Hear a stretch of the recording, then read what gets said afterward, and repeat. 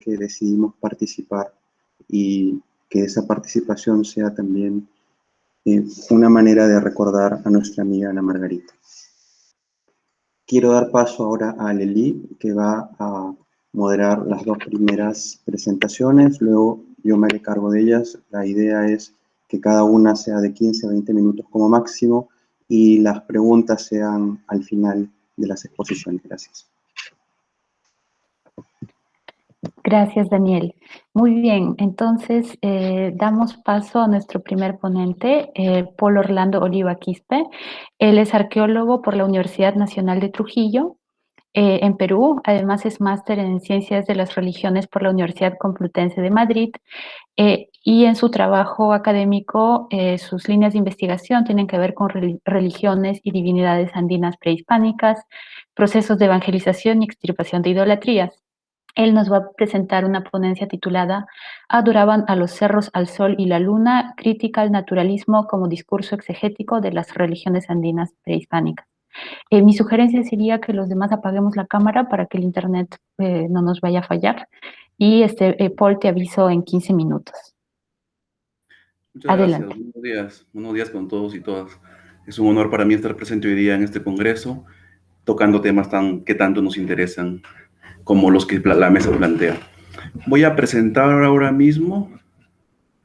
¿Me avisas, por favor, Aleli? Sí, adelante. Dame unos minutos para ver. ¿Se está viendo ahora?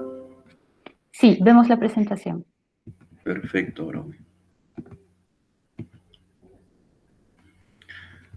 Bueno, mi ponencia de hoy día trata sobre el culto hacia los elementos naturales, hacia el sol, a la luna, a las estrellas, a los cerros, y una crítica a ese culto como construcción intelectual y científica ligada al naturalismo como exégesis religiosa. En principio, quisiera mostrarles esta acuarela de Guamán Poma de 1616. En ella se ve al Inca Tupac Yupanqui, nos menciona Guamán Poma, que está arrodillado y en las manos tiene un niño desnudo. Según lo que nos dice Guamán Poma, este niño desnudo, el Inca, que es la autoridad mayor del Incario, de Tahuantinsuyo, está ofreciéndolo al sol, a su dios el sol, y también a sus divinidades que para Guamán Poma eran los cerros. A la derecha del Inca está su esposa, la Coya, que tiene en la mano un vaso de chicha. La chicha es la bebida por excelencia del mundo andino, la bebida alcohólica por excelencia, y está dándole en son de celebración, en son de festejo. Guamán Poma nos dice que incluso los incas llegaron a sacrificar hasta 500 niños en una ceremonia que se llamaba Capacocha, dirigida también al sol.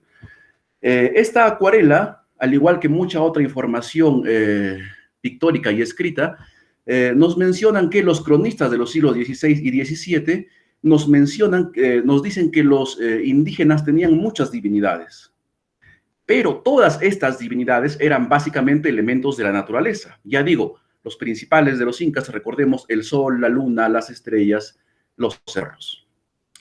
Aparte de Guamán Poma de Ayala, que nos lo dice gráficamente, otros cronistas que nos señalan, coinciden todos los cronistas en esto, pero los que puntualizan con mayor énfasis son básicamente Cieza de León y también Garcilaso de la Vega, en el siglo XVI y XVII, respectivamente. Si nos fijamos en este otro dibujo de Guamán Poma de Ayala nos dice, la leyenda para este dibujo básicamente son dioses e ídolos de los incas. Vemos nuevamente al Inca arrodillado, acompañado de su Coya o su esposa, y está venerando a lo que Guamán Poma nuevamente señala son sus principales divinidades, como son el sol a la izquierda, la luna en el centro, el lucero a la derecha, y los cerros frente de él, Pacaritambo y Tambutocto, que son los cerros que están frente a ambos personajes.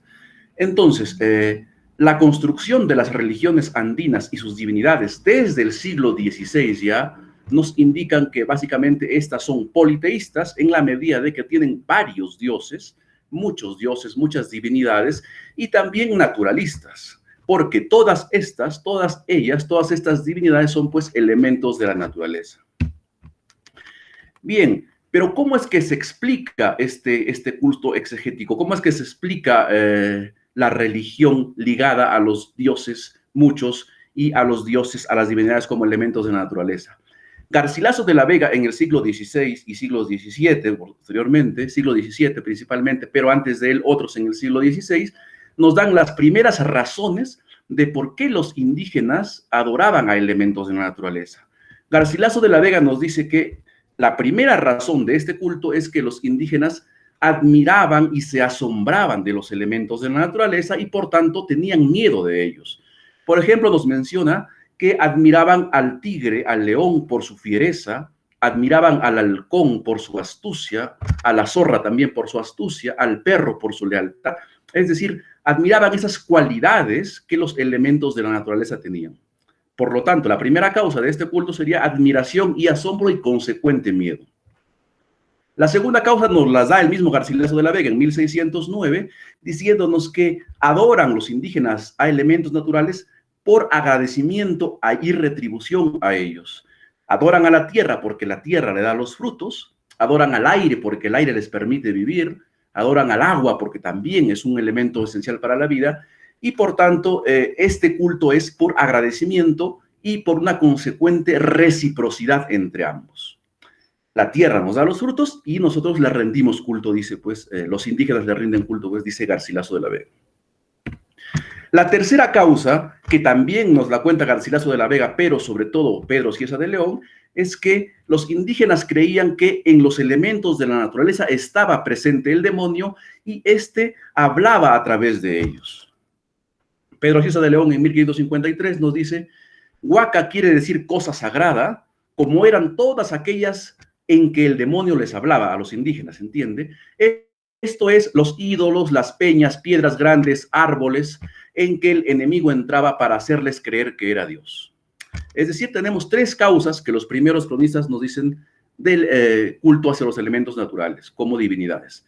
La primera es por asombro, la segunda es por agradecimiento, reciprocidad, y la tercera es porque creían que en estos elementos de la naturaleza estaba presente el demonio.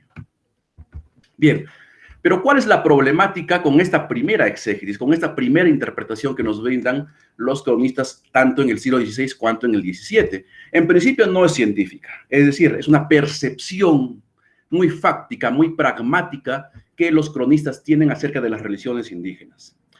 En segundo lugar, esta interpretación es muy religiocéntrica, es decir, se juzga a las religiones andinas, pero desde el cristianismo. También es etnocéntrica, porque se las juzga, se las describe, se las intenta explicar, pero desde la óptica ya eurocentrista. Además de eso, también las interpretaciones de los cronistas están llenas de intereses propios de los cronistas de esa época, ya cristianizados todos. Entonces tenemos cronistas parcializados y no neutrales que nos dan interpretaciones religiocéntricas, etnocéntricas y ciertamente también discriminatorias en la medida de que no comprenden la otredad y alteridad del indígena, no obstante intentan darnos una exégesis. Luego de esta primera interpretación que se da sobre todo en los siglos XVI y XVII, viene ya la interpretación científica, es decir, la ciencia ya intenta determinar por qué los indígenas rinden culto a los elementos de la naturaleza. Y esta nos llega al mundo andino a inicios del siglo XX. Y nos llega además por un calco de Occidente, es decir, muchos científicos de esa época, los primeros que estaban apareciendo, los científicos sociales, habían ido a estudiar a Europa o habían leído los modelos de estudios de religiones en Europa y nos traían sin ningún otro recurso analítico estos modelos a implantarlos en el mundo andino. Por ejemplo, a inicios del siglo XX nos llegan los conceptos occidentales de animismo, religión animista y también la categoría de alma. Un ejemplo bueno de eso es Jacinto Gijón y Camaño, este antropólogo, arqueólogo ecuatoriano, que en 1919 publica su libro La religión en el imperio de los incas y concluye que los incas, los indígenas, creían en elementos naturales, y cito, porque los suponían dotados de alma y conocimiento, procediendo así por aquel estado inferior de la mente que se designa con el nombre de animismo. y que consiste en atribuir poder volitivo, es decir, poder de voluntad, y comprensivo a los objetos naturales. Fin de cita. Como ustedes pueden ver, esta cita es, en principio, etnocéntrica porque impone la categoría alma, y además es segregacionista porque dice que las personas que creen en el animismo tienen una mente en un estado inferior. Además, también el autor indica que este animismo es producto de una concepción primitiva, caracterizada por una inteligencia oscura, que obra en los salvajes y en los niños. El mismo autor nos dice, acuérdense ustedes, cuando los niños hablan con las cosas, hablan con las piedras, hablan con los animales, esa misma mente de los niños la tienen los indígenas. Esa mente, esa concepción primitiva y salvaje. Ese es, pues, el segundo discurso exegético ya científico que se postula a inicios del siglo XX. ¿Y cuál es el problema con la interpretación de Jacinto Gijón y Camaño, este primer científico que intenta revelar las religiones, y con todos los de su generación? En principio, este discurso es muy segregacionista, es ciertamente discriminante y se funda bajo la imposibilidad aún de poder entender la alteridad del indígena. También es etnocéntrico porque sostiene la superioridad de Occidente sobre aquellas culturas que no pertenecen a este ámbito. Además, utiliza un modelo evolucionista de la religión que actualmente ya se ha dejado de lado y que, como señalaba Taylor, tiene como primer peldaño al animismo y al monoteísmo como el más elevado. También es etnocéntrico porque importa una categoría tan enorme y tan distante de la realidad indígena como es la categoría alma. Y el último constructo para entender científicamente al naturalismo como discurso exegético se da ya a mediados del siglo XX, a partir de 1950 sobre todo, en un contexto reivindicativo. Es decir, si a inicios del siglo XX se discrimina al indígena, se lo cree salvaje, se lo cree que tiene una mente primitiva, los científicos se dan cuenta de esa discriminación a mediados del siglo XX e intentan reivindicarse con ese indígena. Y construyen un concepto de naturalismo, pero reivindicativo. Y a ese concepto de naturalismo reivindicativo lo llaman animismo andino y se basan principalmente en las ideas de Philip Descola, que sostiene que existe una interdependencia ecológica entre los seres humanos y los seres no humanos. Seres humanos, nos dice Philip Descola, y seres no humanos, ambos tienen alma. Esa alma se interrelaciona, nos dice este investigador, y genera una interdependencia ecológica. Así, por ejemplo, los indígenas que trabajan la tierra van a depender de esta y la tierra va a depender de ellos para también poder mantener bien su alma, nos dice Philip Descola. Entonces se funda, bajo estos fundamentos, lo que nosotros también, en el mundo andino, muchos investigadores creen que existe en la actualidad, que es la corriente llamada animismo andino, que tiene su base en la reciprocidad andina. Recordarán ustedes las categorías de Mita, Minca y Aini, que eran trabajos colectivos en Lincario, en el Tahuantinsuyo, y también en las sociedades pre-incas. Pero ¿cuál es la problemática con esta tercera y última interpretación? En principio, solamente se basa en trabajos antropológicos actuales, en comunidades vivas, contemporáneas, e intenta hacer un paralelismo simple, un paralelismo etnográfico muy simple. Es decir, si yo voy a una comunidad contemporánea y encuentro que los indígenas creen que tienen alma las cosas tienen alma, que el cerro tiene alma, que la luna tiene alma, que el sol tiene alma, esa es mi conclusión, pero para las sociedades contemporáneas. Y si yo intento esa conclusión pasarla mediante un paralelismo a las sociedades prehispánicas, de manera simple, sin otro análisis, pues eso es, por decirlo, contraproducente. Además, el animismo andino es un discurso que se forja en contraposición al anterior. El anterior era segregacionista y este es reivindicativo. Además, también tiene una carga ciertamente etnocéntrica y religiocéntrica enormes porque usa los conceptos nuevamente de alma, al igual que lo usaban a inicios del siglo XX e incluso los cronistas, la categoría espíritu y la categoría sagrado también, que son las tres categorías occidentales y etnocéntricas en el mundo académico. Entonces, ¿cuáles son mis conclusiones respecto al naturalismo forjado, ya sea desde el siglo XVI, XVII e incluso hasta el siglo XX? El naturalismo y animismo son constructos etnocéntricos, académicos, religiocéntricos, forjados a partir de descripciones e interpretaciones de cronistas de los siglos XVI y XVII, completamente parcializados esos cronistas y que tienen una mirada occidental y teológica. Estas primeras interpretaciones nunca se cuestionaron y más bien en el siglo XX, desde el abrigo de la ciencia, se complementan y convierten en verdades absolutas. El naturalismo y animismo contemporáneos, es decir, los de hoy, los que estudian las sociedades actuales, son discursos reivindicativos, en medida que se han forjado en base a estudios que intentan reivindicar la figura del indígena. Su uso como discurso exegético para interpretar sociedades prehispánicas es más que cuestionable porque están dando solamente conclusiones para sociedades contemporáneas. Entonces, habiendo descartado el animismo y el naturalismo como discursos exegéticos que nos permitan explicar el culto a los elementos naturales, ¿cuál es, pues, la razón? Habiendo descartado a estas teorías, a estos constructos académicos, ¿cuál es entonces la razón por la cual los indígenas, incas y preincas adoraban a los elementos de la naturaleza? Propongo que se haga en esta medida una deconstrucción de las religiones, es decir, que se analice la mirada que han tenido tanto los cronistas cuanto los demás investigadores a lo largo del tiempo y se proponga unos estudios más profundos, menos etnocéntricos, más neutrales, para explicar las religiones y divinidades andinas. ¿Qué es los que particularmente creo, y esto he tratado en mi tesis, por qué el culto a divinidades andinas antropomórficas? Perdón, hacia las divinidades andinas naturales.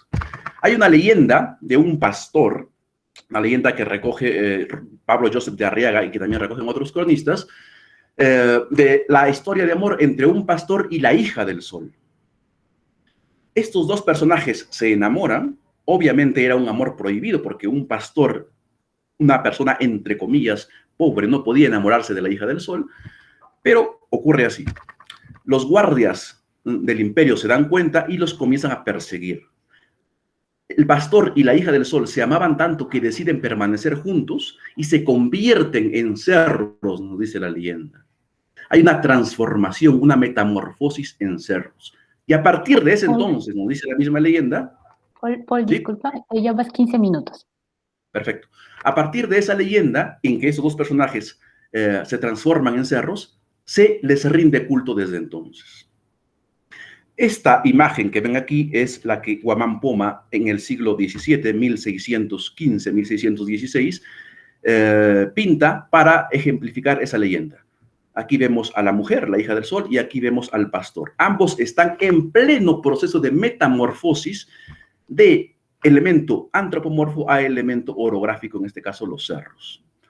Lo que propongo es que en base a la revisión que he hecho de las crónicas, de los escritos de los siglos XVI, XVII y XVIII sobre todo, existen dioses antropomorfos, divinidades antropomorfas, que a partir de procesos de metamorfosis se convierten en elementos naturales, ya sea cerros, ya sea lagunas, o ya sea piedras, rocas u otro tipo de elementos naturales.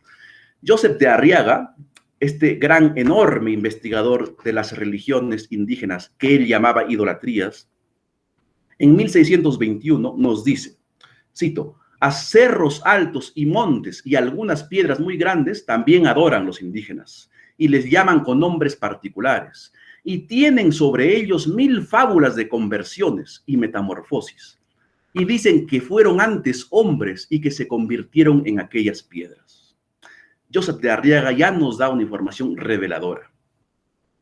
Los indígenas adoran a las piedras, a los montes, a los cerros, a las lagunas, porque estos elementos antes fueron divinidades antropomorfas y a partir de un proceso de metamorfosis se convirtieron en estos elementos naturales. El manuscrito de Huarochirí de 1608 nos brinda información muy relevante para el caso. Recordemos que este documento es el único manuscrito escrito íntegramente en quechua y se cree que por un propio indígena, cristianizado de alguna manera, pero no con una visión etnocéntrica ni religiocéntrica. Este manuscrito se escribió probablemente en 1608 y en él hay muchos mitos. Uno de los mitos principales es el de una mujer cabillaca que tiene una hija de un huaca, es decir, de una divinidad antropomorfa.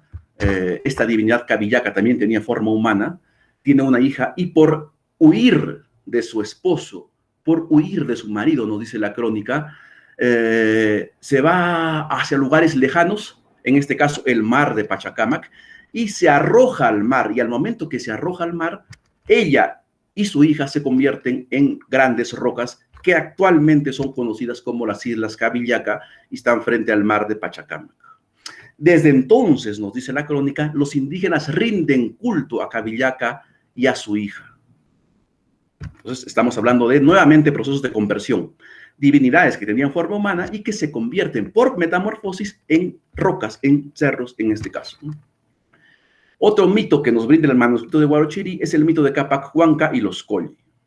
Capac Huanca es en el mito un personaje, un hermano de una divinidad antropomorfa, que están luchando contra el enemigo, logran que el enemigo se aleje, y para que el enemigo no regrese, este Capac Huanca decide quedarse vigilando en un punto, pero convertido en cerro. Y hasta hoy día, nos dice la crónica, este Capac Huanca sigue en forma de cerro vigilando que su enemigo no retorne. Y así como esa información hay en otros documentos, que por ejemplo mitos que el sol bajaba en forma de hombre a la tierra, que el sol tiene su familia, que la luna es la mujer del sol, que las estrellas son sus hijos. Es decir, muchas crónicas de los siglos XVI al XVIII nos indican que existieron divinidades con forma humana y que con procesos de metamorfosis se convirtieron en cerros, en lagunas, y que a partir de esa conversión se les rinde culto. Bien, ¿cuáles son entonces las conclusiones a las que he podido llegar? En principio, se venera a elementos de la naturaleza, ya sean piedras, cerros, lagunas, en la época prehispánica, no porque son elementos naturales per se, sino porque son el producto final de una metamorfosis de una divinidad antropomorfa denominada Huaca en las crónicas. También puedo decir que el naturalismo y animismo andinos son constructos etnocéntricos y religiocéntricos, forjados a partir de exégesis de cronistas de los siglos XVI y XVII, completamente parcializados, segregacionistas, y que además estos constructos, el naturalismo y animismo, son instrumentos, por tanto, que no pueden aplicarse a las religiones andinas prehispánicas. Por último, en el mundo andino, cada ayllu, cada pueblo o región poseyeron sus divinidades propias de carácter antropomorfo. Así nos lo signan las diversas crónicas. Son llamados huacas estas divinidades y su presencia aparta completamente el modelo naturalista exegético de las religiones andinas y propone una religión de carácter antropocentrista y politeísta sui generis. Muchas gracias. Muchas gracias, Paul. Muy interesante la ponencia.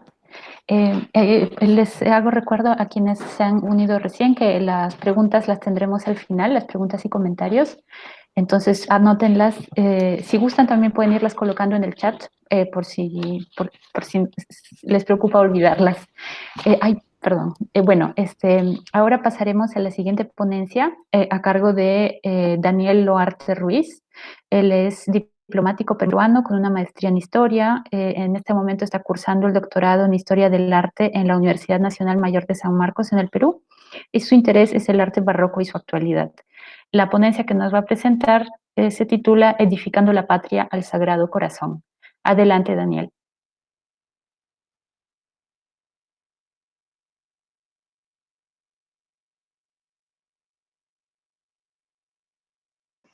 Gracias, Emily. Quiero ver si puedo presentar mi pantalla.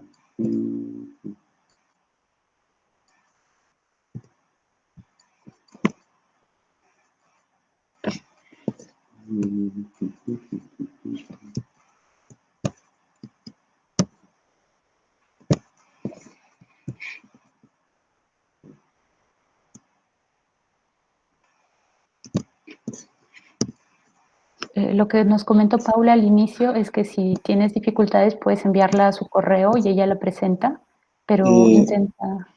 Sí, mejor. ¿Cuál es tu correo, Paula? Profe, lo puedes enviar al correo del Congreso y yo inmediatamente lo descargo y lo pongo desde acá, ¿vale? Ya, ahorita te lo estoy enviando. Dale.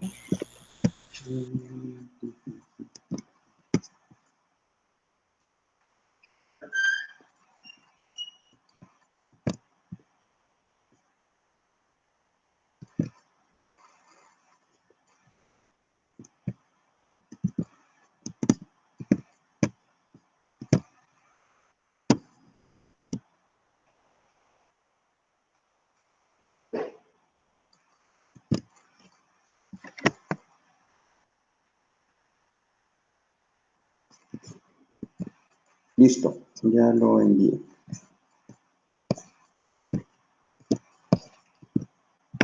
Bueno, mientras llega el documento, puedo ir comenzando. Y quiero empezar con una historia, ¿no?, que me sucedió hace unos 20 años cuando vivía en Ecuador. Me encontraba en una reunión y se armó una breve discusión que llamó bastante mi atención porque dos compañeros competían en orgullo. Mientras un ecuatoriano sostenía que Ecuador fue el primer país del continente que se consagró al Sagrado Corazón de Jesús, un colombiano decía que su patria había sido la primera que había plasmado esa pertenencia al Sagrado Corazón en su constitución. Bueno, haciendo un poco de historia, ciertamente durante el gobierno de Gabriel García Moreno en Ecuador, a quien considero el constructor del Estado ecuatoriano, tuvo que basarse para solidificar esta estructura estatal en la Iglesia Católica. No solamente las órdenes religiosas en Ecuador abrieron colegios, ¿no?, y los regentaron, sino que también promovieron una serie de devociones, entre ellas la devoción al Sagrado Corazón de Jesús. Y esta devoción considero que es un compromiso de la sociedad y una necesidad de protección. Por su parte, cuando Colombia hace su consagración en la Constitución al Sagrado Corazón, lo hace después de sufrir una serie de guerras y ante el avance liberal que se estaba dando en la región. Entonces necesitaba asegurar un futuro como nación y por eso lo plasma en su Constitución. Seguramente muchos de ustedes habrán visto en sus hogares o en negocios una imagen del Sagrado Corazón que está ubicada en un lugar especial, por no decir principal, ¿no? Hasta el día de hoy, el mes de junio es dedicado a las festividades del culto y a la celebración mediante procesiones, misas, bendiciones de imágenes y consagraciones, ¿no? Si hacemos un poco de historia, el culto al Sagrado Corazón es relativamente reciente.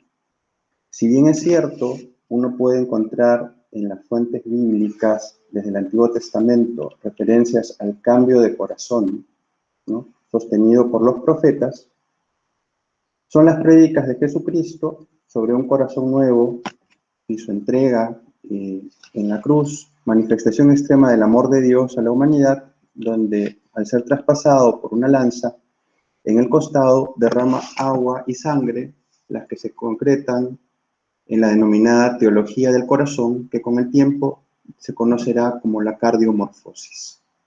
Durante la Edad Media, la devoción está presente más bien como una experiencia mística y la podemos ver en esta imagen, en estas dos imágenes, esta de San Agustín, ¿no?, donde vemos que él sostiene el corazón inflamado y que le sirve de inspiración para su obra filosófica y teológica, o en la siguiente, por favor, la siguiente imagen, donde está Santa Gertrudis, ¿no?, que muestra un Sagrado Corazón en su pecho, es decir, que ha tenido una experiencia personal, directa, con el amor de Dios, ¿no?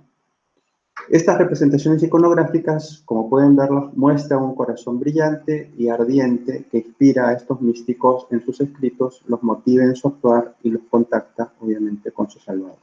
Siguiente, por favor.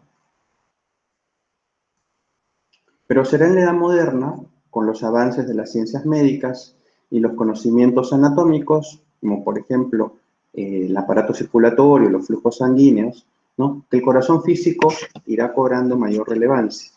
Se ve en Francia, en un convento de monjas de la Visitación, en el siglo XVII, en Paray-le-Monial, donde se dará la primera aparición de Jesucristo en forma de Sagrado Corazón a la religiosa Margarita María, como pueden ver en la imagen, ¿no?, donde le pide una consagración personal y una serie de prácticas en su honor como reparación que se repiten hasta el día de hoy. Inclusive pueden ver en la imagen, basada en las experiencias místicas de Margarita María, que hay una corporeidad de Cristo, ¿no?, y un destacamento del Sagrado Corazón en el cual ella llega a tener ese contacto. Siguiente, por favor. Es así que, como pueden ver, ella elabora lo que se conoce como el detente, que es este bordado basado en la imagen, ¿no?, que ella tuvo en sus experiencias místicas para dar a conocer el Sagrado Corazón. Siguiente, por favor. Mientras tanto, en las Américas, la monarquía católica se iba consolidando y su presencia se daba pues, en las ciudades que iban fundando a lo largo del continente, todas ellas con un fin y una disposición interna dedicada a representar, como buenas hijas de la época barroca, la pasión de Cristo.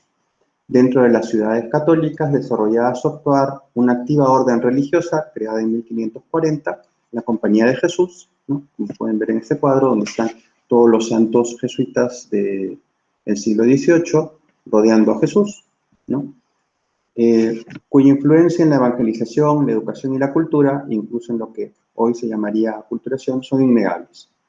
Los jesuitas, dentro de su formación, incluyen la práctica de los ejercicios espirituales, que son un examen de conciencia profundo, en soledad y silencio, meditando la pasión de Cristo y el amor de Dios, aquí y ahora, ¿no? O sea, no solamente como una reminiscencia histórica, sino cómo puede ver uno a través de los ojos de este Cristo la realidad que los rodea, ¿no? Y es así que cada uno hace este examen en su vida, ¿no?, y lo aplica personalmente en el día a día y también tiene una visión sobre la historia desde esta aproximación de la pasión de Cristo, ¿no? Es decir, que los ejercicios eran un medio para llegar a un corazón limpio, puro, similar al de Cristo, buscando la virtud, reconociendo el mal que hay en uno y sus afecciones desordenadas. En otras palabras, una transformación, ser uno en Cristo.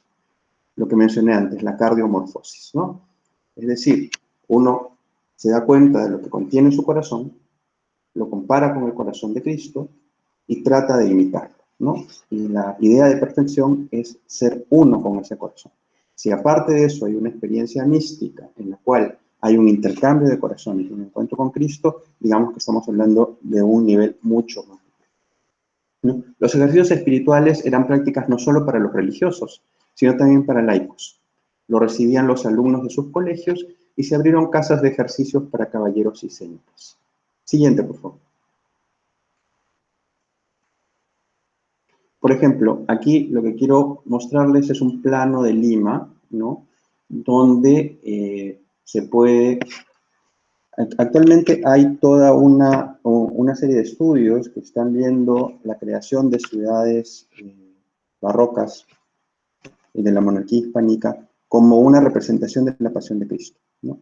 Y en este caso, por ejemplo, podemos ver que la ciudad de Lima amurallada puede tener también una representación de ese Sagrado Corazón o de una cardiomorfosis donde, si pueden ver, en el medio está el río y un puente, ¿no?, donde hay una entrada a la ciudad, que podría ser también la representación de esta llaga del costado de Cristo atravesado por la lanza, que lleva a conocerlo y a ser parte de la ciudad. Es decir, hay una conexión entre las personas que cambian, o sea, hacen los ejercicios, buscan cambiar su corazón y obviamente su conducta.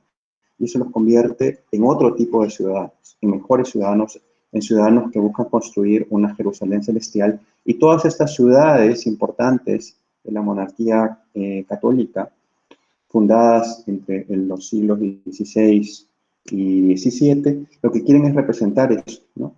O sea, esa representación de la Jerusalén celestial perdida en la Edad Media, que puede ser replicada en el Nuevo Mundo. Siguiente, por favor. Aquí podemos ver una representación de San Ignacio y San Estanislao de Kotska, santos jesuitas, esta imagen es del siglo XVIII, y si se dan cuenta, es una imagen del Sagrado Corazón, pero si nos fijamos en el órgano en sí, vemos que tiene mucha similitud con un órgano que parecería un manual de anatomía. Si recordamos, por ejemplo, el corazón que salía en la imagen de Santa Gertrudis, que es un corazón mucho más simple, vemos que hay también una evolución más realista en lo que es la representación del corazón. Siguiente, por favor.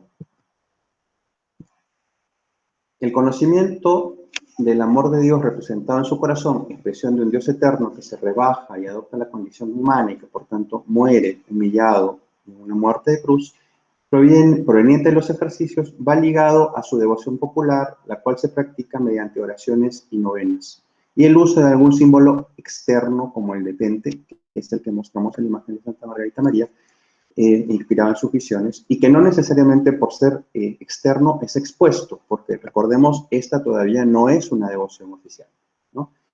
Pero es una expresión de piedad, ¿no? Que se da en un ámbito privado. Poco a poco, el culto público se va promoviendo. En este caso, la imagen que tenemos es la de un jesuita que murió en olor de santidad, nacido en Lima, que también está teniendo esta experiencia de cardiomorfosis, ¿no? Donde él muestra su corazón y está recibiendo la inspiración, el agua y la sangre de la cruz de Cristo. Siguiente, por favor. Pero esta devoción, si bien tuvo su origen en Francia y empezó a tener un arraigo y una difusión a través de misiones populares, demoró en España, ¿no? Será a comienzos del siglo XVIII donde un sacerdote, Bernardo Hoyos, que también fue jesuita, recibe visiones divinas. Pueden ver que hay una similitud entre las representaciones de Hoyos ante el Sagrado Corazón y Margarita María ante el Sagrado Corazón, ¿no? E inspiración para consagrar su patria. La causa de beatificación y la obra afanosa de consagración del Imperio Español al Sagrado Corazón por parte de Hoyos y los jesuitas se vieron truncadas por la expulsión y supresión de la orden de los reinos católicos. Siguiente, por favor.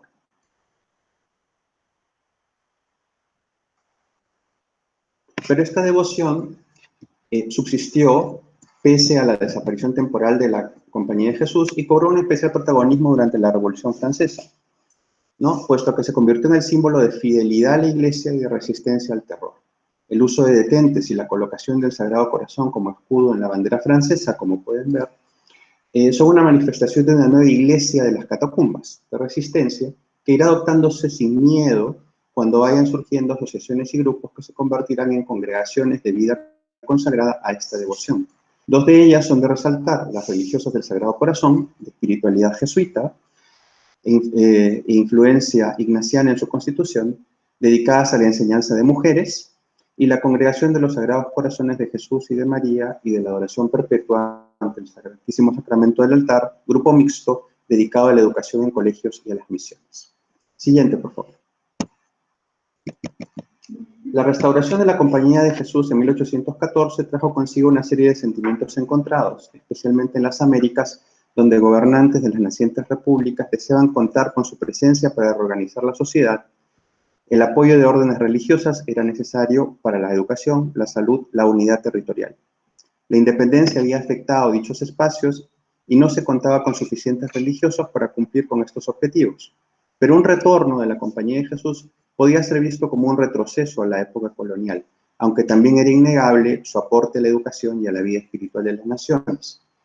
Es así que en medio de las deliberaciones los gobiernos contactan a las nuevas órdenes francesas y las religiosas y religiosos de los Sagrados Corazones llegan a Valparaíso, Buenos Aires o el Callao para establecer sus casas, fundar colegios y de paso tener un punto de direccionalidad cuando vayan hacia sus misiones en Oceanía o hacia el Oriente. Es así que en estos colegios se irán organizando cofradías o asociaciones bajo el amparo del Sagrado Corazón. El retorno de los jesuitas contribuirá a que estos grupos y la devoción se enraice con mucho más fuerza. Aquí quiero destacar en esta imagen lo siguiente. Es la imagen del padre Francisco del Castillo que vimos antes, pero en una estampa del siglo XIX para promover su devoción. Y ahí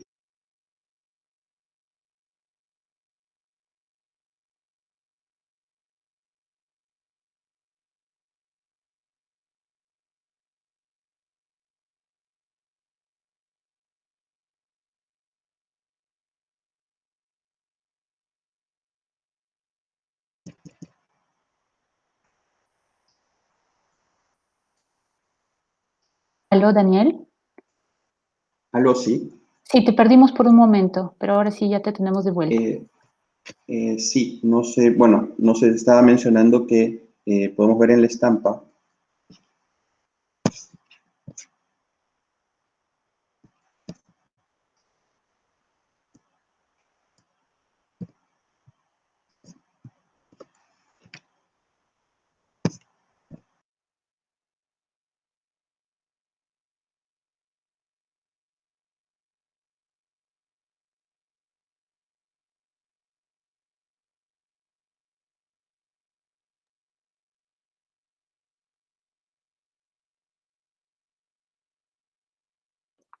Daniel, parece que a Daniel se le fue la conexión.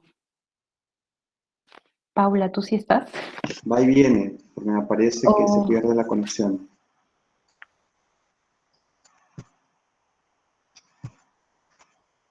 sí, A esta es ver, ¿y ahora me pueden particularidad. escuchar? Ok, Sí, te escuchamos. ok, Sí, ok. van 15 Entonces, minutos, van lo 15 que... minutos. Ya, ok, Aileen, sí, ya estoy por terminar. Lo que decía es que en esta estampa del Padre Castillo, cuya imagen habíamos visto antes, ya hay una reinterpretación, ¿no? Donde la iconografía muestra un Sagrado Corazón que ya es parte de él, ¿no? Siguiente, por favor. Esta imagen es muy interesante porque el retorno de los jesuitas coincide con que las nacientes repúblicas latinoamericanas completaron su reconocimiento al establecer relaciones con la Santa Sede, ¿no? Y también con la oficialización del culto al Sagrado Corazón por el Papa Pío IX, ¿no? Ecuador es el primer país que coincidentemente con el año de la oficialización del culto, 1873, decide consagrarse al Sagrado Corazón y elabora esta imagen, ¿no? Una imagen de un Cristo Rey cuyo corazón no se visualiza lamentablemente muy bien, pero los rayos del Sagrado Corazón apuntan hacia Sudamérica y conforman lo que era, bueno, se idealizaba como la República del Ecuador, o como inclusive se llamaba la República del Sagrado Corazón, ¿no? El compromiso, ¿no?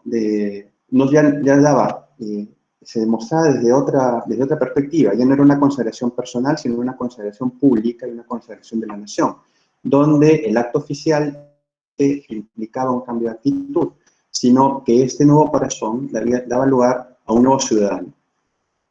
Y ese nuevo ciudadano debía construir una nueva patria, unida, próspera y devota, ¿no? La materialización de esta alianza se daría en la construcción de iglesias votivas con las basílicas del voto nacional. Siguiente, por favor, para que puedan ver la imagen de la basílica en Ecuador, que es mucho más grande que la catedral y que es bastante imponente, ¿no?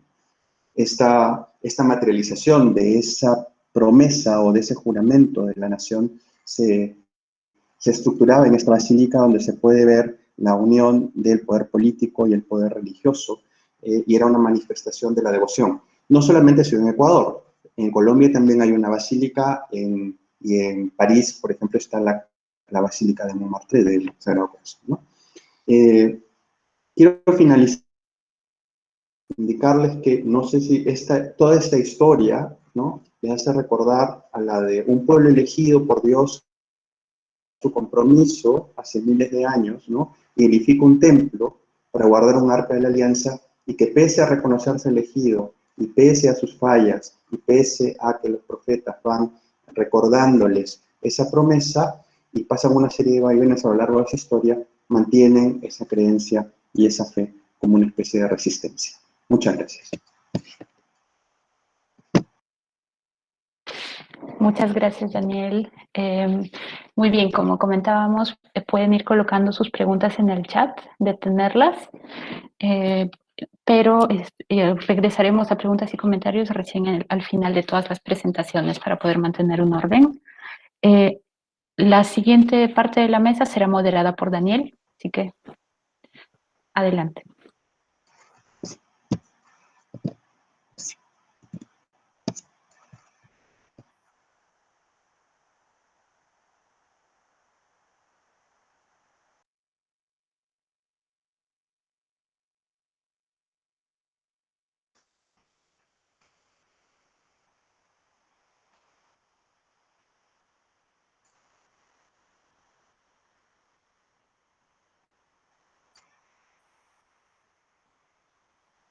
Daniel, te perdimos por un momento.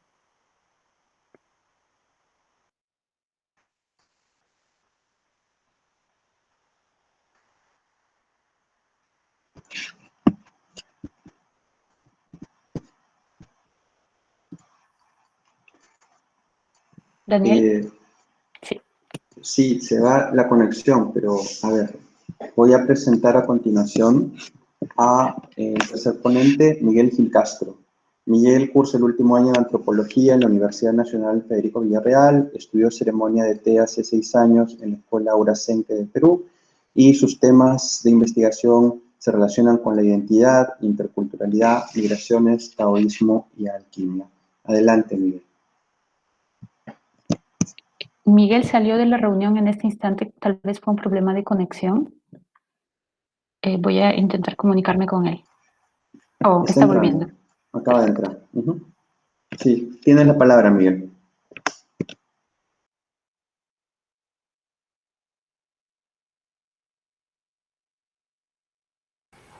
Ya.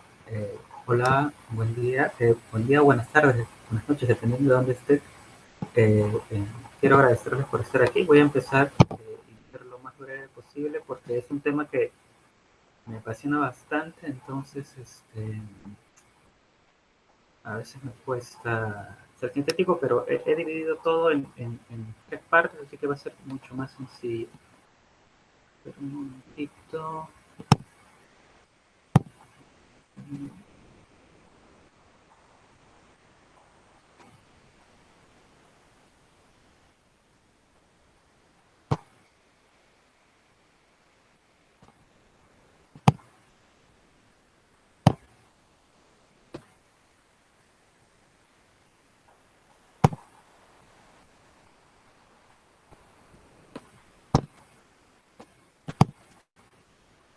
Ya. Sí, sí, se está viendo el PPT. ¿Sí? Sí, aquí lo estamos viendo en pantalla. Ya, excelente. Sí. Perfecto. El título de mi ponencia se llama Bienaventurados los que siguen el camino de Rikki, símbolos cristianos ocultos en la ceremonia japonesa de té. Me pasa usualmente que termino una ponencia y después de explicar bastantes fenómenos históricos, sociales, etcétera, me dicen, me ha encantado, pero quisiera saber qué es la ceremonia de té, ¿no? Así que antes de hablar de los símbolos ocultos cristianos y cómo adquiere un nuevo significado este ritual tan japonés, voy a explicar brevísimamente qué es la ceremonia japonesa de té. Para mí, como parte de las personas que practicamos, es un camino espiritual, ¿no? En Japón no se llama ceremonia japonesa de té, sino se llama Cha-do. Cha significa té, Do significa camino. Y la ceremonia japonesa de té es un camino espiritual como lo puede ser el aikido, el judo, el arreglo floral. No es un camino espiritual que tiene que ver mucho para los japoneses con la autopurificación, ¿no?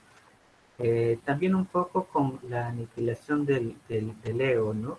Tiene influencias, tiene claras influencias budistas del budismo zen, también influencias taoístas. Y para los japoneses es tan importante la ceremonia de té que muchos conceptos alrededor de la pureza o de la limpieza vienen de la práctica de la ceremonia japonesa de té, que ha sido pues estructurada y sintetizada en el siglo XVI.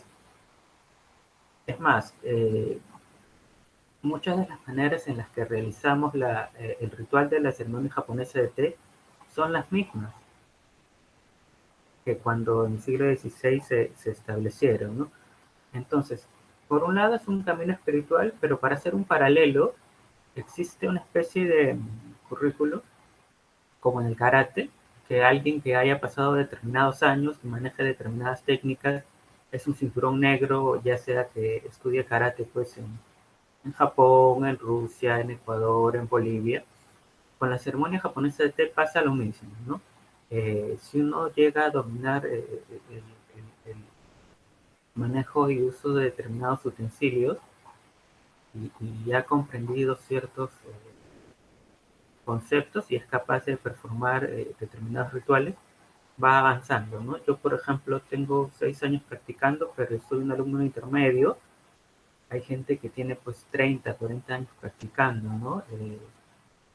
Se suele decir que uno va a tardar 10 años en aprender a hacer una taza de té, ¿no? Esto es lo que nos dicen los los viejos cuando recién empezamos, ¿no? ¿Cuánto tiempo llevas? 1 año, 2 años, y te dicen, vas a tardar 10 años en aprender a hacer una taza de té. Como es un camino espiritual, no se acaba nunca, ¿no? Porque uno nunca termina de conocerse ni de purificarse. Es más, cuando uno ya tiene el rango de maestro, se dice que uno recién empieza a conocerse a sí mismo y expresar su mundo interior, porque ya domina todas las técnicas, ¿no? Es como cuando en artes marciales uno tiene el cinturón negro y te dicen, ya, ahora dominas las técnicas, ahora que te vas a expresar mediante estas técnicas, ¿no? Yo lo relaciono mucho con las artes marciales también, porque la ceremonia japonesa de té ha absorbido mucho del arte del tiro con arco, eh, del aikido, hay movimientos pues, que son calcados de cómo se debería sostener un arco o una espada, bueno, una katana, ¿no?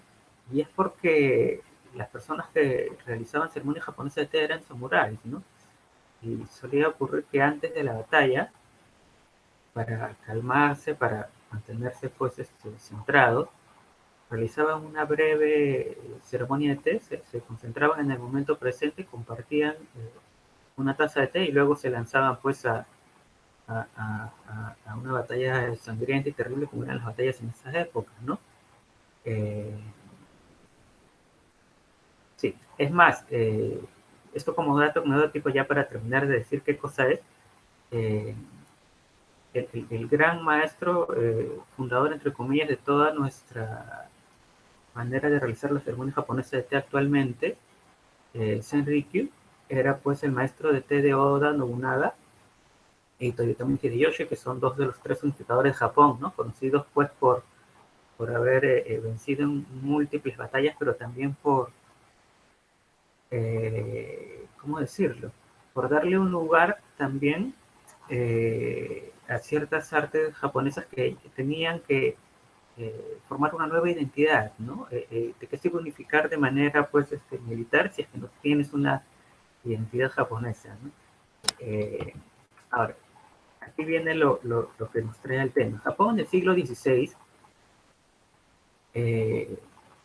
estaba desarrollando muchas batallas internas, externas, primero internas porque se trataba de unificar y luego tratan de conquistar Corea, ¿no? China, querían expandir toda su cultura, ¿no? Es como un florecimiento en el que tratas de imponer tu manera, porque tu manera es la mejor, ¿no? De gobernar el mundo. Eso suele pasar, ¿no? Siempre que un pueblo cree que es el pueblo elegido, tiene que, de una manera u otra, transmitir la buena nueva. Pero pasa en el siglo XVI también que existen, pues, misioneros jesuitas, ¿no? En Japón. Y aquí viene lo interesante para mí que ha sido pues un hallazgo interesantísimo, ¿no? En el siglo XVI Enrique tenía contacto con muchos misioneros y muchos cristianos, es más, para los japoneses desde el discurso no se dice, pero para los hispanistas, y no me podrán refutar, se conoce este siglo como el siglo cristiano de Japón, ¿no? Habían muchos cristianos, primero la religión cristiana entró como una variante del budismo, así era comprendida por los japoneses, pero luego fue ocupando más poder, ¿no? En esa época los monjes budistas no eran como se ven a los monjes budistas ahora, ¿no? Personas llenas de paz, que están muy ecuánimes y muy tranquilas, sino los monjes budistas eran monjes guerreros y tenían mucho poder político. Entonces, para Nobunaga y para Hideyoshi, el cristianismo representaba una oportunidad de quitarle poder político a los budistas, así que aprobaban cualquier tipo de cristianismo, no lo rechazaban. Es hasta Tokugawa recién que empiezan las persecuciones. Incluso para el gran maestro actual, que es el descendiente, bueno, ya no es el gran maestro actual, porque acaba de tener, pues, acaba de dejar su cargo a su nieto. Pero para el maestro Senso Shitsu, que es el descendiente número 15 de Senrikyu, porque desde Senrikyu hasta ahora ha habido un linaje de 17 maestros, era muy claro que el camino del té como camino se estructura gracias al cristianismo, ¿no? Es más, A mí no me lo han dicho aquí en Perú, no sé si los practicantes peruanos lo saben, tal vez hasta cierto punto lo saben, ¿no? Pero yo investigando he encontrado en documentos de los 70s y los 80s que al menos para los grandes maestros de Japón de los 70s y los 80s era evidente que el cristianismo había influenciado en la ceremonia japonesa de té y había sido un punto decisivo en el que se sintetizan ciertos valores y se convierte esta práctica ritual en lo que es un camino y se estructura, ¿no? En varias etapas. Perú en el siglo XX. Ocurre gracias a la migración japonesa a Perú, y que los japoneses vienen pues con toda su cultura, ¿no? Entonces van a realizar demostraciones de ceremonia japonesa de té y van a aceptar alumnos peruanos en las prácticas, ¿no? Y los peruanos reciben la ceremonia japonesa de té de una manera distinta y yo me he dado cuenta, en práctica también en las conversaciones, que existía un tipo de conexión distinta entre los que practican y son culturalmente japoneses nada más, ¿no? Y es que los peruanos han reconocido ciertos movimientos de la ceremonia japonesa de té que se parecen mucho a los de la Eucaristía. Incluso hay símbolos más o menos escondidos, por ejemplo, los hombres nos hacemos una cruz en hakama, que son esta especie de pantalones, pantalones entre comillas, japoneses, y es la cruz pues de los cristianos, de los primeros cristianos que eran perseguidos también porque los japoneses, los cristianos japoneses han tenido también sus persecuciones, ¿no? Han habido 395 mártires, ha sido muy interesante, pero bueno, lo que yo digo es que los peruanos, es más, uno de los alumnos pues del gran maestro Senrikyu, que sintetizó todo esto en el siglo XVI, es el beato Ukon Takayama, ¿no? Que murió como mártir cristiano, y él decía que él podía haber profundizado en el camino del té porque él era cristiano, ¿no? Y el camino del té le había ayudado a profundizar en su cristianismo. Finalmente creo que ya se me está acabando el tiempo. Hay peruanos, por ejemplo, que realizan ceremonias de té en honor a Ukon Takayama, o en vez de dedicarle ciertos momentos a los budas de todos los tiempos, se los dedican pues al Dios cristiano. Y para mí lo que ocurre es que en los espacios de silencio, o que podrían ser llenados con la espiritualidad de cualquier cultura, lo que los cristianos peruanos hacemos es conectarnos con los cristianos que habían sido perseguidos durante el gobierno de Tokugawa en Japón, ¿no? En el siglo XVI, y con los cristianos perseguidos también en Roma, ¿no? Entonces, redescubrir estos símbolos para mí y para algunas personas que practican ha sido un hallazgo muy, muy, muy enriquecedor, porque nos permite vivir nuestro cristianismo de una manera que no esperábamos, ¿no? Nadie esperaba pues encontrar símbolos ocultos en algo que es tan puro para los japoneses, tan protocolar, ¿no? Ahora, todo esto, yo he llegado a esto primero por una intuición, por conversaciones con gente de esta época, ¿no? En antropología la conversación no es como la conversación cotidiana, ¿no? Tiene otra dimensión, otra profundidad, observación etnográfica, trabajo de campo, ¿no? Pero también he revisado muchas crónicas, documentos japoneses, documentos portugueses, documentos españoles, y sí, es evidente que ha habido muchísimo contacto. Es más, hay historiadores japoneses incluso que sostienen que la muerte del gran maestro Senrikyu se debe a que él era cristiano y era muy peligroso. El maestro de té en esa época tenía un rango superior al del primer ministro, era un consejero importantísimo. Pero bueno, creo que ya se me acabó el tiempo. Si es que hay preguntas o conversamos después, yo puedo aclararlo, pero como dije, ¿no? Este es un tema que me apasiona y bueno, muchísimas gracias. Gracias, Miguel. La última ponencia está a cargo de Alelí Málaga Sabogal. Alelí estudió filosofía en la Universidad Jesuita Ignatianum de Cracovia y sociología en la Universidad Nacional Mayor de San Marcos. Es estudiante de la Maestría de Estudios Sociales de la Religión en la Universidad Jagellónica en Cracovia. Adelante, Alelí.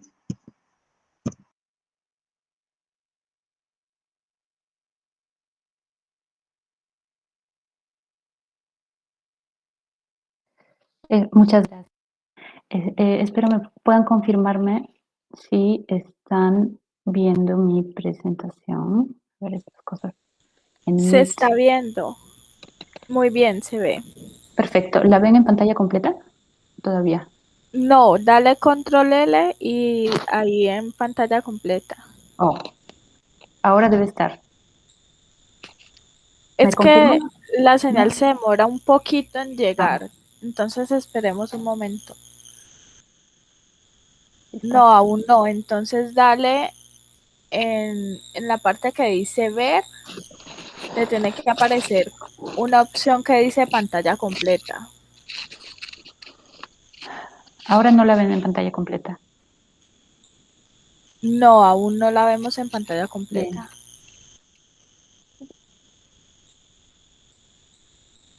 Mm,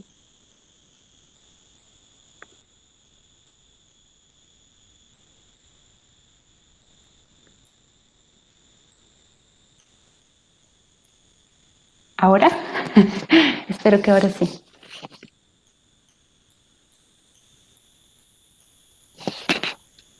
No, aún no, pero igual de todas formas ahí se ve bien.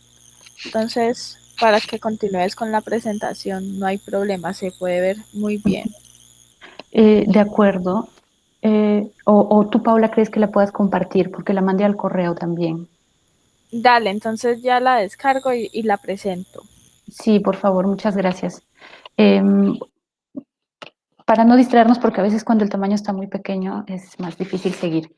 Muy bien, entonces, gracias por la presentación. Voy a empezar.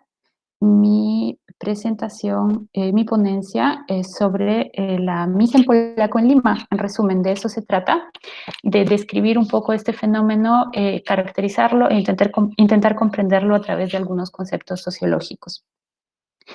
Voy a enfocarme en los distintos significados que adquiere este ritual en la comunidad de polacos y sus descendientes en el Perú, en Lima en concreto, que es la capital, en la que reside 1/3 de la población peruana.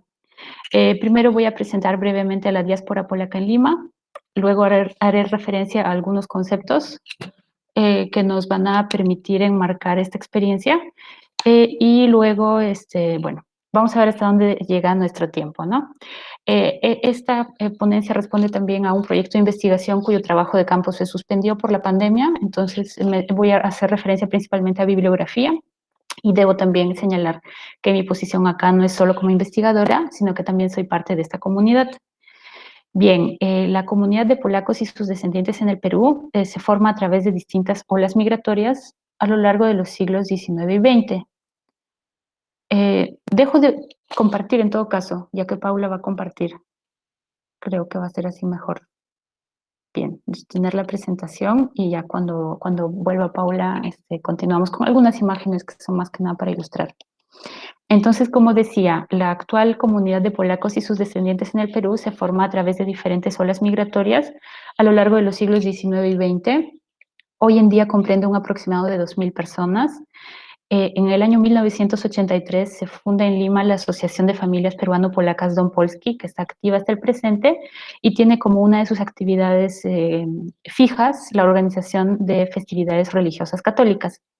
Esta actividad ha servido para articular a las diferentes generaciones de la diáspora polaca con una mayoría hispanohablante y ha replicado al mismo tiempo la asociación entre nación y religión presente en los discursos sobre la identidad polaca. Para dar un contexto mayor a esta comunidad es necesario recordar que Polonia carecía de forma estatal y se encontraba dividida entre sus países vecinos entre los años 1772 y 1918. Es recién al finalizar, muy bien, nos quedamos en esa diapositiva un ratito, es recién al finalizar la Primera Guerra Mundial que Polonia recupera su independencia, hasta 1939 viene la Segunda Guerra Mundial y después de la Segunda Guerra Mundial queda bajo la influencia soviética, en el ámbito de influencia soviética, hasta 1989. Entonces, como vemos, esta historia política muy turbulenta en los últimos 2 siglos ha llevado a diferentes olas de inmigración, por lo cual se calcula que, Polonia tiene 37 millones de habitantes en este momento, pero se calcula que hay 20 millones de personas de origen polaco, polacos y de origen polaco en el extranjero, de los cuales un 30% habría nacido en Polonia.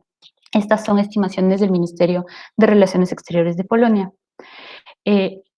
digamos, al Perú llegan distintas olas. Estas olas del siglo XIX y XX quiero recordarlas y traer acá su memoria por un momento. Entonces, si podemos ver la siguiente diapositiva, estoy siguiendo acá el recuento que hace Jan Zakrzewski, quien fuera presidente de la Asociación Dom Polski en numerosas ocasiones. Entonces, él recuerda estas distintas olas de migración, empezando por el siglo XIX, en este contexto donde hubo también levantamientos, insurrecciones independentistas en 1830 y 1863, que llevan a que mucha gente migre. Al Perú llegan en particular ingenieros, la Escuela Polaca de Ingeniería, que quedan también marcados en la historia nacional a través de, por ejemplo, la fundación de lo que hoy es la Universidad Nacional de Ingeniería o la construcción del ferrocarril central. Estoy hablando de Eduardo de Habich y de Ernesto Malinowski, por supuesto. También llegan viajeros, naturalistas, etnógrafos. Como eran, digamos, pocas personas, en muchos casos terminan contrayendo matrimonio con peruanas y se integran a la sociedad peruana, aunque sus descendientes en tercera o cuarta generación buscan un contacto con la comunidad a través de la Asociación Dom Polski, entre otros. Luego, a inicios del siglo XX, tenemos un intento de colonizar la selva peruana a través de un acuerdo binacional Perú-Polonia. Sin embargo, Brasil y Argentina resultaron ser destinos más atractivos y este proyecto fue suspendido. Después de la Segunda Guerra Mundial, llegan muchos migrantes desplazados por el conflicto en Europa y también por el reordenamiento territorial. Cambian las fronteras, grandes territorios que pertenecían a Polonia pasan a ser parte de las repúblicas soviéticas de Ucrania, Lituania, Bielorrusia. Ya en los años 60, 70, en relación al boom de la pesca, llegan trabajadores polacos, forman familias en el Perú. Y a fines del siglo XX e inicios del XXI tenemos una migración más heterogénea, en particular matrimonios mixtos que se conocieron vía internet, etc. Por favor, Paula, ¿podrías avanzar las diapositivas? Ajá, muy bien, estos eran algunos apellidos de estos ingenieros del 19. La siguiente, por favor. Exploradores de la selva, Małachowski, Rostorowski. La siguiente, por favor. Acá podemos ver digamos, el mapa de Polonia antes de la guerra y podemos también apreciar la diversidad que había lingüística y que también era una diversidad religiosa, que muchas veces, digamos, no está tan presente en los discursos. Tendemos a pensar por el reordenamiento territorial y de población que hubo después de la Segunda Guerra, pensamos en estos territorios como homogéneos, pero en la Polonia de entreguerras había muchísima diversidad, tanto étnica, lingüística como religiosa, no solo católicos, sino también ortodoxos, protestantes, judíos, etc. La siguiente, por favor. Acá está la migración de los años 20 del siglo XX. La siguiente, por favor. La cooperativa de colonizadora de la selva que les mencioné. La siguiente, por favor. Acá algunos militares, bueno, quienes fueran militares y también, bueno, llegan familias enteras. La siguiente, por favor. En la posguerra siguen también llegando diferentes personas. La siguiente, por favor. Yo sé que no vamos a leer todos los apellidos, pero me pareció importante recordar que son personas concretas, familias concretas, ¿no? Entonces, traerlos acá, tenerlos presentes por un momento. Entonces, ¿cómo inicia la misa en polaco? Empieza a darse, por lo menos en la tradición que está actual hoy, en los años 50 se organiza, y estaba siempre unido este tema de fiestas nacionales y también la misa. Lo organizan algunos migrantes que vinieron digamos, en relación a la Segunda Guerra Mundial, y esta tradición es luego retomada por la Asociación Dom Polski, que nace en el año 83. La siguiente, por favor. Acá, en relación a la fundación de la Asociación Dom Polski, Jan Zakrzewski recuerda que se buscó crear un espacio que fuera neutral, que pudiera acoger a todos, porque la posición respecto al régimen, o sea, la posición respecto al régimen socialista que había en Polonia en ese momento era algo que solía dividir que dividía a los migrantes, ¿no? Que dividía a la diáspora. Había personas que jamás se acercarían a la embajada, por ejemplo, porque, claro, correspondía al régimen comunista, mientras que para otros era indiferente, ¿no? Entonces la asociación surge como un espacio neutro para articular a esta sociedad civil, y se toma la decisión de, digamos, entre las muchas maneras en que se podría haber manejado, se opta por la misa en el rito romano católico, ¿no? De acuerdo a, no es que fuera una ocurrencia solamente de esta asociación, esto está vinculado a procesos que se daban en la diáspora polaca en el mundo en general y también en Polonia misma, donde en realidad desde el siglo XIX, desde la gran emigración y que se puede rastrear desde antes, se explicita esta relación entre catolicidad y etnicidad polaca. Los poetas románticos hablan de Polonia como el Cristo de las naciones. Es necesario remarcar también este rol de Polonia territorial en el límite entre, digamos, es el último país vinculado al mundo romano, a la cristiandad latina, porque ya para el este está el mundo ortodoxo. La siguiente, por favor. Entonces, tenemos esta asociación, la Asociación Dom Polski, que existe desde hace más de 35 años. En el año 2018 fue este aniversario y, digamos, hasta antes de la pandemia, la manera en la que se funcionaba es que se organizaba una serie de actividades, tanto actividades, por ejemplo, Día del Niño, Día de San Nicolás, actividades de integración, culturales, etcétera. Y digamos, como parte fija del calendario había misa por Navidad y una misa por Pascua, que antes se daba en polaco solamente, pero también con el paso del tiempo y en el contexto de que las generaciones, digamos, tercera, cuarta, no hablan polaco o hablan muy poquito, los sacerdotes optaron por hacer la misa, digamos, mitad en polaco, mitad en castellano. Hay partes de la liturgia que se dan en un idioma, otras en el otro, y en el sermón el sacerdote se autotraduce, digamos, como una decisión para que todos puedan participar, todos entiendan, digamos, poniendo en primer lugar la parte pastoral. Esa es la decisión que se ha tomado. Entonces lo fijo son 2 misas al año, pero no es solamente la misa, sino que hay reuniones después de la misa y hay diferentes tradiciones que se siguen manteniendo y celebrando, compartir una oblea, o sea, una hostia sin bendecir por Navidad, por ejemplo, concursos para niños, de pintado de huevos por Pascuas, canto de villancicos en polaco, etcétera, etcétera. Entonces no se trata solamente del ritual religioso, que sí es un elemento, sino también perdón, pensé que me avisaban que ya eran los 15 minutos, sino también de estas tradiciones, ¿no? La siguiente, por favor. Acá podemos ver justamente algunas imágenes y como señalaba, son 2 misas fijas al año, pero en circunstancias especiales se pueden dar otras. Acá, por ejemplo, está la misa solemne que se dio en la Catedral de Lima para celebrar el centenario de la independencia de Polonia en el año 2018. A veces se realiza también alguna paraliturgia o misa especial por ejemplo, cuando se dio la catástrofe del avión presidencial en Smolensk, o cuando se dio la beatificación de los franciscanos Michał y Zbigniew, que fueron asesinados por Sendero Luminoso, etc. Entonces, es un espacio o es un ritual religioso, pero que también se vincula con lo nacional, ¿no? En este caso. Y ya para ir cerrando, yo quiero comentar algunos conceptos que nos pueden ayudar a entender mejor, digamos, a intentar comprender qué es lo que está sucediendo aquí, porque alguien podría preguntarse cuál es la función en realidad, a qué responde, cuál es el interés por participar en este espacio, cómo podemos captarlo, ¿no? La siguiente diapositiva, por favor. Ajá, acá se bajó la calidad, pero podemos ver, claro, otros momentos del año, los villancicos y, claro, la misa en sí. La siguiente, por favor.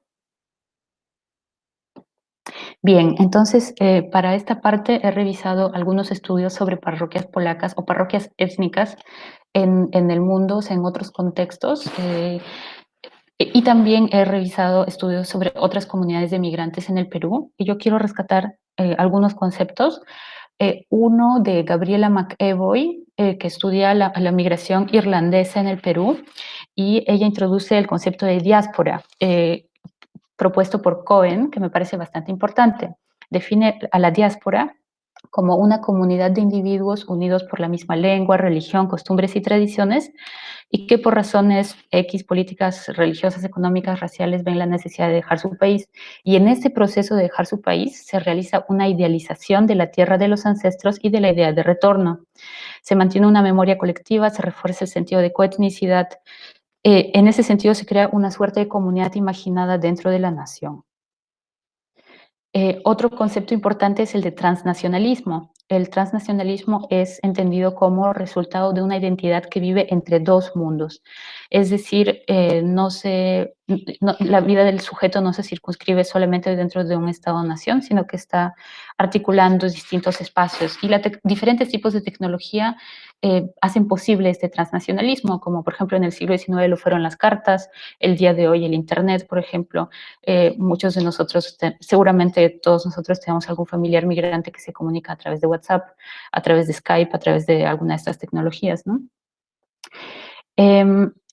Bien, entonces luego Jacońska hace un análisis de la parroquia polaca en Gales, una parroquia polaca en Gales, y en ese caso ella resalta que la función estrictamente religiosa de los rituales se subsume en la función de mantener la identidad étnica de los migrantes. Esa es la conclusión a la que ella llega.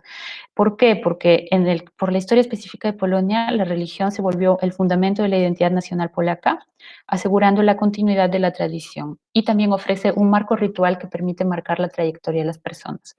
¿A qué me refiero? A que al niño pequeño se le tiene que bautizar. O sea, no puede ser que se quede sin bautizar. Igual a los 8 o 9 años es el momento de la primera comunión.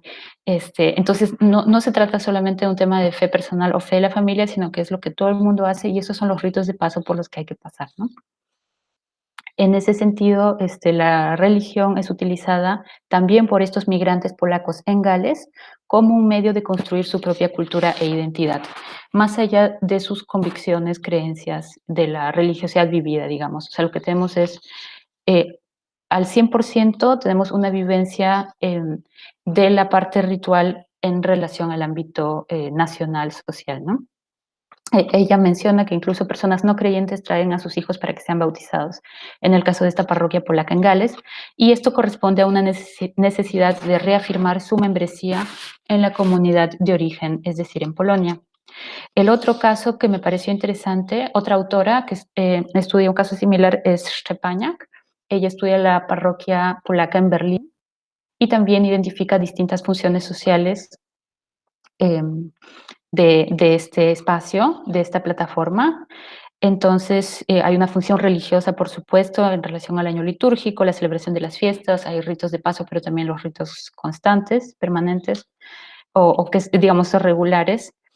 También se cumple una función de apoyo psicológico, responde a una necesidad de pertenecer a una comunidad, lugar de encuentro, también tiene la función de un espacio para demostrar el prestigio, o sea, para, digamos, posicionarse socialmente, ¿no?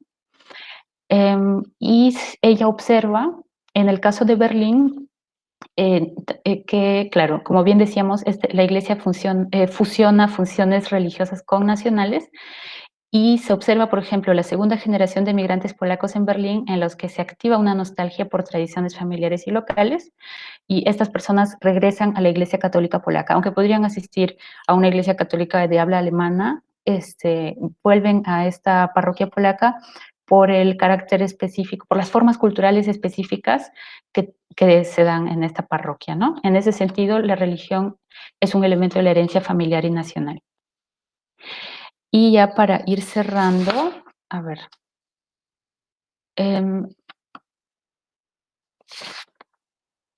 Quería mencionar a Alejandro Frigerio. La siguiente diapositiva, por favor. Es un investigador argentino que cuestiona bastante esta mirada, esta manera de entender la religión desde las instituciones, ¿no? Dice que tenemos un eclesiocentrismo muchas veces en las ciencias sociales, y lo que tenemos que enfatizar más son los procesos de sacralización y, digamos, las redes en las que participan los sujetos.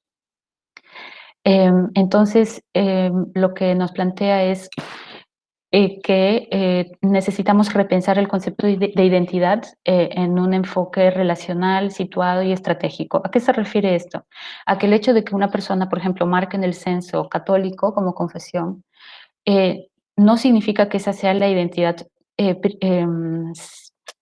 digamos que la reivindicación de esa identidad social no significa que esa sea la identidad principal de la persona, no significa que esa persona, no, esto no nos dice mucho sobre las creencias de la persona o sus compromisos de acción. Entonces tenemos que ver caso por caso para entender mejor cómo funcionan los distintos procesos y no debemos asumir que porque tanto por ciento está vinculado o responde positivamente cuando le preguntan si es católico, eso en realidad no nos está diciendo mucho sobre lo que está sucediendo, ¿no? Me parece una buena propuesta teórica para seguir profundizando. Entonces, como vemos, la misa en polaco en Lima, en estos, por lo menos en estas primeras décadas de su funcionamiento, o sea, a fines del siglo XX, la función que ha tenido, además de la función religiosa específica, ha respondido a una comunidad muy particular, con varias generaciones de descendientes de polacos y polacos, digamos, ha servido de articulación entre estas distintas generaciones, recreando, digamos, permitiendo, por un lado, a los que recién llegaban, integrarse más fácilmente en la sociedad de acogida y también construyendo o reafirmando la identidad de aquellos que eran de una migración más antigua o descendientes de una generación más antigua, y es también a través de estas actividades adicionales a la misa que se fortalece un sentido de comunidad a través del compartir la nostalgia y la actualización de las costumbres. Eso sería todo, muchas gracias.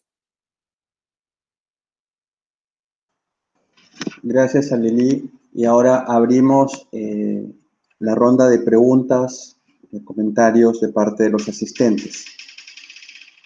Les agradecería que levanten la mano para poder dar la palabra. Gracias.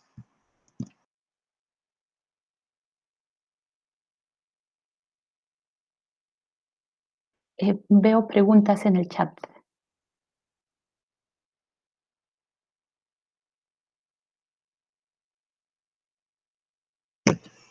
Sí, hay una pregunta para Paul. Dice, ¿cuándo se convierten los humanos en cerros, etcétera, no pierden su humanidad? ¿Y qué es a su vez para estos cerros el ser humano? Gracias.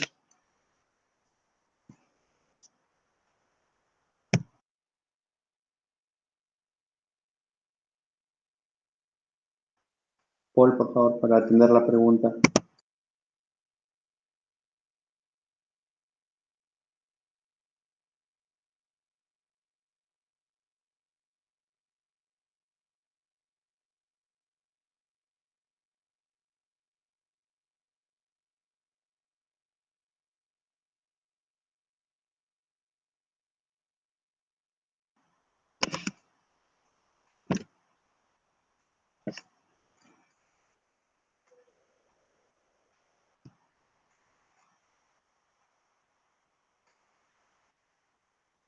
Paul, no sé si tienes buena conexión para que puedas atender las dos preguntas de los asistentes. Sí, perdonen, se me cortó. No sé si ahora me escuchan bien. Sí, te repito las preguntas. A ver, por favor. Oscar pregunta, ¿cuando se convierten los humanos en cerros, pierden su humanidad? Y la segunda pregunta es, para estos cerros, ¿qué es el ser humano? Sí, bueno, eso ya son preguntas que atañen directamente a qué es lo que, en mi caso, considero como divinidad andina. Según la información que he recolectado en las crónicas, sobre todo del siglo XVI al XVIII, la divinidad andina se conoce como Huaca. Ese es el nombre que se le da, en especial en el manuscrito quechua de Huarochirí. Huacas, son huacas. Estas huacas pueden ser masculinos o femeninos. Y tienen siempre una forma antropomórfica. En principio, es una pregunta, la primera es una pregunta difícil cuando intento decir si es que pierden humanidad, porque los huacas nunca tienen una humanidad tal cual. Es decir, Son seres antropomórficos, con forma humana, pero que a su vez tienen cualidades extrahumanas. Por un lado, comen, es decir, se alimentan como los seres humanos, beben, siempre prefieren beber chicha, caminan, vagan por los mundos, vagan por las sociedades, por los pueblos. Los mitos nos dicen, por ejemplo, que comúnmente andan por los pueblos vestidos de pobres, vestidos de pordioseros, y van pidiendo comida, van pidiendo bebida en las fiestas. Tienen relaciones sexuales, también como los humanos, pero sobre todo poseen cualidades extrahumanas, por ejemplo, como ellos son los que generan los fenómenos naturales. Las grandes lluvias, las sequías, los truenos, los relámpagos. Estos truenos, relámpagos, sequías son generados por estas divinidades antropomorfas llamadas huacas. Eso es lo que, por ejemplo, los diferencia de los humanos. Los humanos no poseen estas cualidades extrahumanas. Además, también los huacas o las divinidades andinas son los que definen la orografía. Es decir, por ejemplo, cuando hay una pelea entre dos huacas, esa pelea origina los cerros, origina las quebradas, origina las lagunas. Esas son las cualidades principales de las divinidades antropomórficas huacas. Además, poseen también, como ya lo mencioné, la cualidad de provocarse y provocar metamorfosis. ¿Y cuándo se da? Ya respondiendo a la pregunta, ¿cuándo se da esta metamorfosis? Es decir, ¿cuándo los huacas se convierten en cerros? Los seres humanos no se convierten, o sea, no tienen la posibilidad de hacer metamorfosis. Solamente las divinidades, los huacas. ¿Cuándo hacen esta metamorfosis? Según los mitos, según la información que he recolectado, la metamorfosis se da después de un acto trascendente, después de un acto mítico, comúnmente, después de una gesta mítica. Después de la gesta mítica que realizan los huacas, por ejemplo, forman un cerro, forman una quebrada, forman una laguna. Después que hacen esa gesta mítica, ellos mismos instauran su culto a los humanos y les dicen, desde hoy en adelante ustedes van a rendirme culto, y además instauran el rito, van a traerme coca, van a traerme llamas, van a traerme alpacas, van a traerme cuyes, y todo lo van a sacrificar. Y después de instaurar su culto, se convierten en el cerro. Por tanto, la adoración a los cerros solamente se da después de la instauración del culto por el propio huaca, no antes. Por lo tanto, no se adora al cerro porque es un elemento natural, porque nos da la comida, porque nos da los frutos. La tierra se adora porque en ese cerro se convirtió la divinidad andina llamada huaca a partir de un proceso de metamorfosis con características particulares. Y la segunda pregunta, ¿qué es para estos cerros el ser humano? ¿Qué es para los huacas el ser humano? Los seres humanos consideran a los huacas como sus padres. Por tanto, los huacas consideran a las sociedades como sus hijos. Es más, los huacas son quienes sacan a los hombres de su pacarina. Pacarina, recordemos, es el lugar donde se originan las sociedades, que comúnmente es un cerro, de donde salen los seres humanos. Acordémonos también que en el mundo andino no existe la creación, como en Occidente. No tenemos una divinidad creadora como el Dios cristiano. Aquí no hay dioses creadores, simplemente son seres antropomórficos que sacan a los seres humanos de su lugar de origen, los expulsan al mundo, los sacan de los cerros, de las quebradas. Estos cerros y quebradas se llaman pacarinas.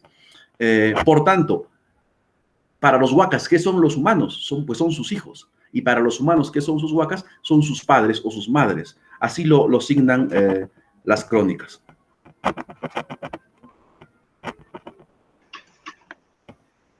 Gracias, Paul. Yo tengo una pregunta para Lely. Durante tu exposición vi un mapa de Polonia, ¿no? De lo que fue Polonia. Y durante mi investigación también había un mapa de lo que era Ecuador. Me recuerda también que hay unos pines en Hungría donde hacen una representación de lo que era el país durante el tiempo del Imperio Austrohúngaro.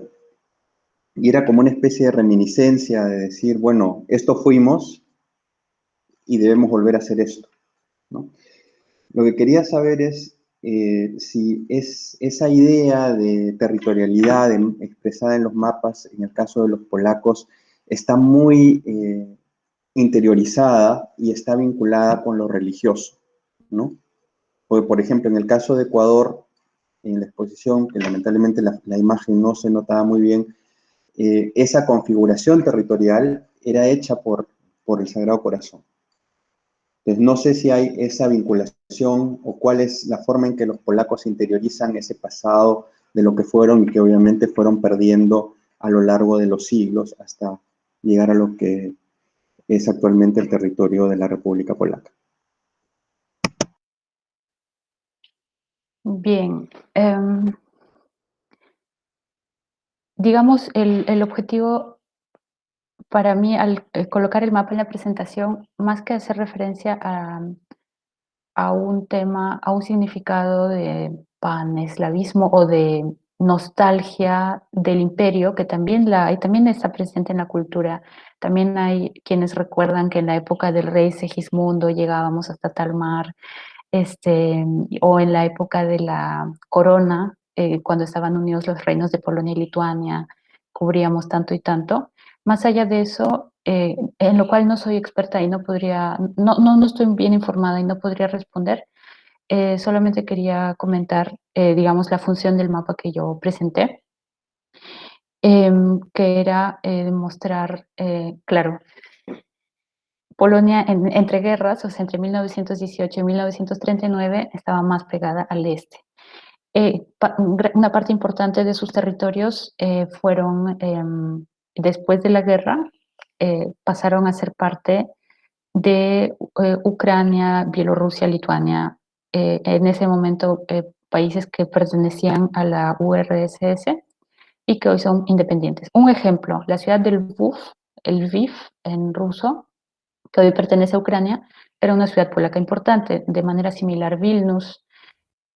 Entonces, hay población, una parte importante de la población polaca de estos territorios fue desplazada porque Polonia tomó un trocito de Alemania, ¿no?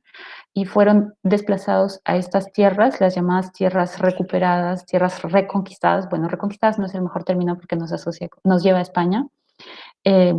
Entonces de esas tierras al este fueron llevados al oeste, en muchos casos, pero no todos. Entonces, en Lituania, en Ucrania, en Bielorrusia, en República Checa también sigue habiendo minorías polacas que están en estos territorios desde hace varias generaciones y simplemente las fronteras pasaron sobre ellos, ¿no? Y ese también es un problema político hoy y también, aunque no siempre,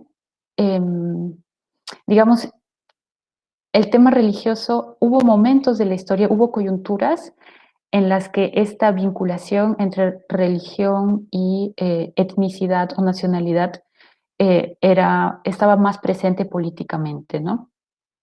Por ejemplo, no, me iría demasiado por las ramas. Digamos, parte de la... No me quiero enredar porque me iría en ortodoxos, etcétera. Ahí nomás. Gracias. Gracias, Aleli. No sé si hay alguna otra pregunta o comentario sobre las exposiciones de la mesa. Daniel. Sí, Paul. Bueno, quisiera conversar un poco sobre el tema que trabajaste del Sagrado Corazón. Preguntarte si es que hay una relación con aquella concepción que se tenía del alma, que es una de las que llega al mundo andino en el siglo XVI, que nos traen los españoles, una de las tres que decía que el alma reside en el corazón del ser humano. De ahí que, por ejemplo, cuando los evangelistas, cuando vienen a evangelizar los sacerdotes de diversas órdenes religiosas, y cuando intentan imponer el término alma en el mundo andino, buscan una palabra existente ya en el quechua que pueda traducirse como alma y eligen justamente corazón, que es sonco en quechua. Entonces en los primeros diccionarios aparece alma traducido como sonco, como corazón. Después ya se va cambiando y se deja de lado, pero al inicio tiene esa trascendencia. Entonces quería preguntarte si es que has hallado alguna relación entre el culto al Sagrado Corazón con los antiguos significados del alma asociados al corazón, justamente. Bueno, definitivamente uno tiene que ver cuál es el concepto de corazón que se ha tenido a lo largo de la historia. Definitivamente es en la edad moderna donde hay esa división entre inteligencia y voluntad. Inclusive se consideraba el corazón como el lugar de la memoria. Ya posteriormente, con los conocimientos de anatomía que se fueron desarrollando, posteriormente con la psicología, el corazón pasó a ser el sinónimo de la voluntad, ¿no? Del querer, del amor. El amor representaba el querer y por tanto la voluntad. Incluso se hablaba de que era la representación de la libertad, ¿no? De la emoción. Podemos verlo ahora, ¿no? Cuando te dice haz lo que quieras, haz lo que tú sientes, haz lo que la emoción te lleve. Uno piensa siempre en el corazón como oposición a la mente, ¿no? A la inteligencia o a la razón.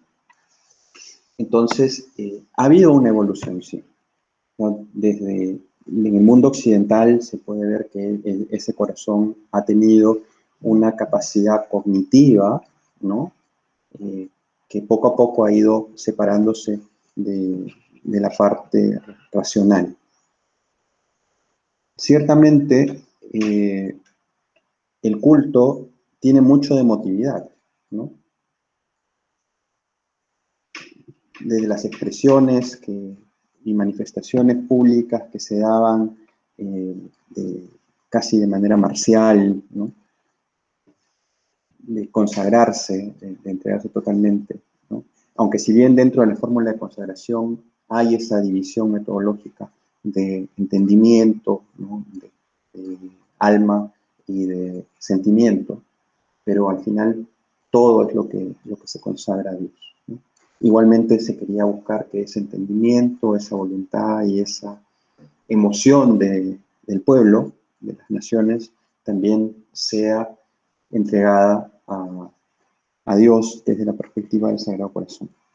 Por eso es que también es un culto moderno, ¿no? Inclusive, como les dije, primero uno lo ve en la evolución. En la Edad Media, esta vinculación del corazón como algo místico, como algo vinculado con una apertura de mente para poder recibir una inspiración divina, ¿no? Y poder escribir textos razonables, ¿no? Textos de filosofía. En la Edad Moderna, ya es más bien este órgano inflamado, ¿no? del amor de Dios que motivaba tomar acción. Ya vemos que va yendo hacia el punto de la libertad, de la voluntad.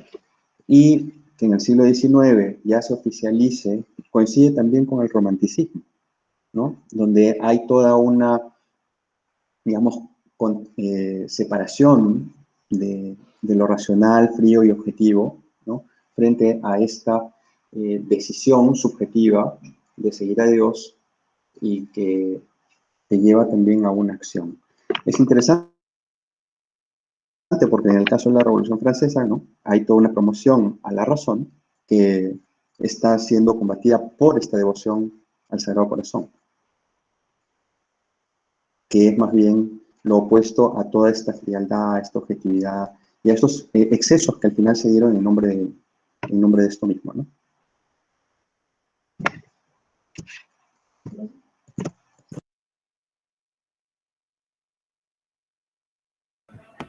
Muchas gracias, Daniel.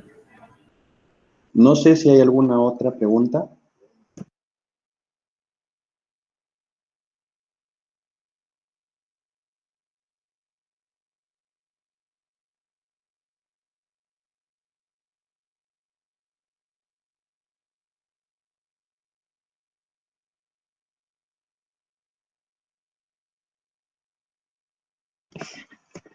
Creo que si no hay ninguna otra pregunta, les agradecemos su presencia y cerramos la presentación de nuestra mesa. Muchas gracias y por favor continúen asistiendo a las demás ponencias a lo largo del día de este congreso.